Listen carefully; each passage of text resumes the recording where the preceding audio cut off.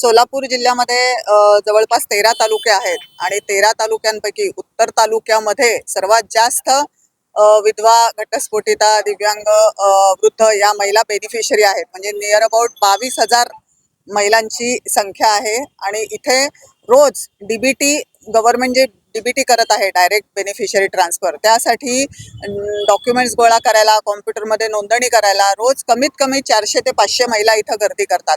काही महिला वेळेअभावी निघून सुद्धा जातात आणि एका महिलेला कॉम्प्युटरमध्ये तिच्या डॉक्युमेंट्सची पडताळणी करण्यासाठी 3 ते 4 मिनिट एवढा वेळ लागतो. त्याच्यात कुणीच काही करू शकत नाही. पण तोपर्यंत एवढ्या सगळ्या महिला उन्हातान्हात उभा राहतात.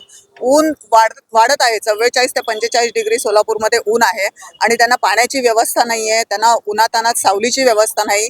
यासाठी वर्ल्ड ऑफ वुमन ही जी सामाजिक महिलांसाठी काम करणारी संस्था आहे, ही फक्त विधवा आणि घटस्फोटिता, दिव्यांग